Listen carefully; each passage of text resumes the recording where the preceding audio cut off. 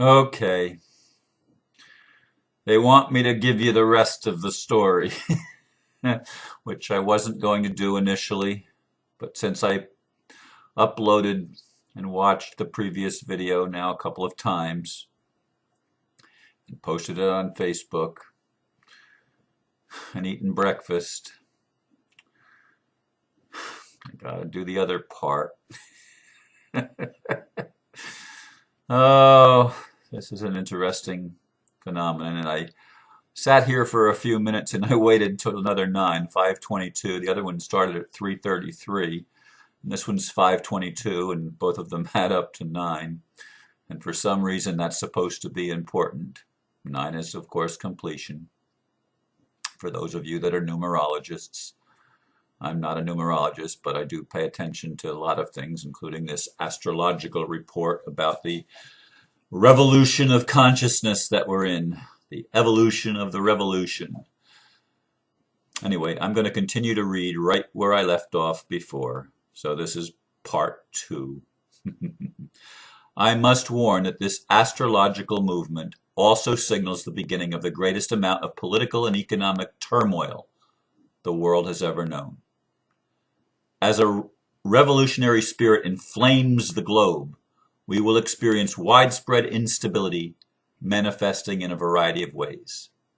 The newly awakened society will begin to revolt in such massive ways that they will absolutely cripple the system. First world nations will be swept with peaceful protests, sit-ins, and demonstrations, while third world nations will erupt with warlike violence. The world over, corrupt government agendas will come to a screeching halt by the will of the people.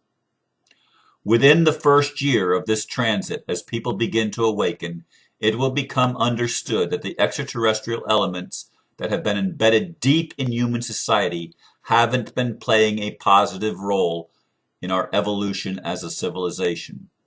This understanding will kindle a united, warrior-like attitude among global citizens that will serve as the most important driving factor in the coming revolution.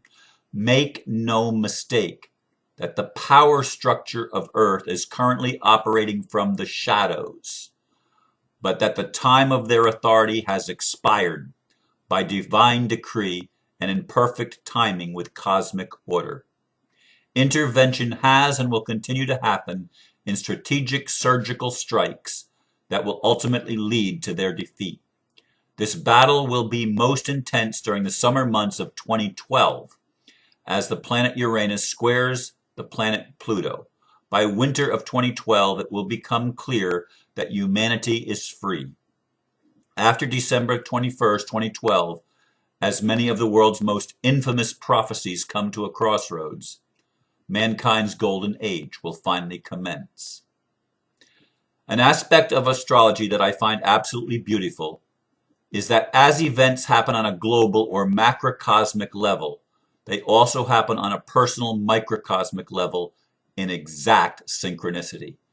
This upcoming Uranus transit is no different, and soon we will be going through our own personal revolutions, albeit in unique ways, all in accordance with God's divine plan for each of us. This is where the sacred science of astrology can enlighten us so brilliantly. It can identify the source and the expression of the coming revolutions in our lives with mind-boggling accuracy. On a cultural level, people will start to openly embrace and seek out the profound wisdom of the occult sciences. By the way, occult is a dirty word to a lot of people, Christians especially. It just simply means hidden. Get over it. Anyway, back to reading. Occult sciences which are rooted in the higher dimensional nature of existence. People will realize that there is a hidden, perfect order to creation. In times of great change, they will increasingly want to understand at the deepest levels exactly what their role is in this perfect symphony, that they may navigate through the coming changes and manifest the highest outcomes. The best way to create personal security and abundance during the coming times will be identifying, accepting, and properly expressing one's personal revolutionary energy. This personal revolution, which will manifest for many as the development of extraordinary, even biblical level spiritual and metaphysical gifts, will be the answer to all our present and future problems. It is up to each of us to totally embrace the shocking changes in order to fulfill our destinies in the coming global revolution. Those who succumb to fear and resist these changes will do so at their own peril. Those who embrace the changes will skyrocket to prominence and success. This can be a very frightening thought to entertain, which brings me to the significance of Uranus being in the constellation of Aries, the archetype of the warrior. Attunement to archetypal energies is an extremely important concept to understand and integrate. In simplistic terms, one must vibe with the virtues of the sign to manifest the greatest outcomes of the transit or placement.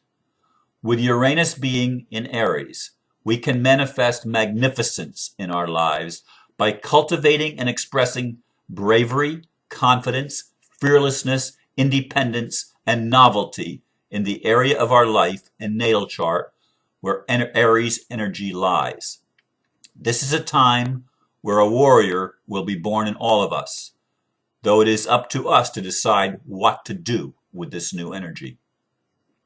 As this fiery Uranian energy blasts through the collective consciousness, the values of people will be changed and elevated in an instant. The lust for the trivial will be transmuted into the yearning for spiritual and metaphysical talents. Materialism will be replaced by spiritualism. The so-called celebrities of today will fade into obscurity as a new breed of celebrities, deriving their power from the spiritual development and humanitarian passion will be capitulated into the limelight. These will be the heroes and heroines of the new age that is being birthed before our eyes.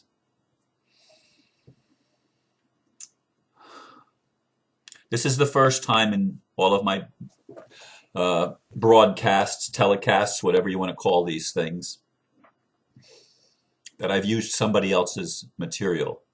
And if anyone knows who wrote this, my intention is to give complete credit because I did not write what I read. This was written by somebody else and I do not know the author's name. But whoever wrote it, thank you. And I think there's a lot of other people on this planet that thank you as well. And I want to acknowledge you in a future telecast and broadcast because it's not my intent ever to take credit for someone else's creation. Each person deserves to have full credit and recognition for their own work and their own effort. And I believe that with all of my heart.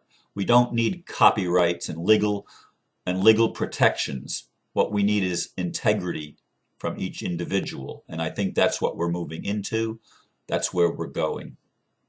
The old is collapsing. The structures are coming down. I do believe it's going to happen faster than what this writer says. But again, I'm not going to get stuck on timetables. I'm not going to get caught up in trying to be right and pinpointing an exact date or anything like that. This is an energy, and energy is bigger than time can contain it. It's bigger than space can contain it. In fact, time and space are energetic signatures. They are energy in motion. Ugh. I don't know what else to tell you. I had to bring you two videos today because I just could not let it rest with only reading the first half, even though that was my intention. My spirit inside of me has just been churning ever since I put that first one up, and I had to give you the second one. This is exciting, folks. This is an excellent explanation of the energies that are taking place on our world. And let me just encourage you that these warrior-like things, the war that we're waging is not being waged in the old way of thinking of war. It's a new way. It's a way of love that is able to embrace the dark, to embrace the perceived enemy, and transform it by the power of love. That's a totally different concept than what our human minds have been able to grasp in the past. We don't have to defeat our enemy by killing them or punishing them or humiliating them, because they are only parts of us. This is a holographic universe, as I've been saying from the beginning. And each of us is reflected by those that we perceive, and vice versa. It's all mirrors, folks. It's all mirrors, and there's only one of us here, and that is the divine. And this is the time when we wake up from our slumber and our sleep, and we remember who we are, and that we are loved and have always been loved. This is the awakening. This is the energy that is termed warrior energy by the writer of this article, of standing in our power and claiming that which has always been ours. Namaste.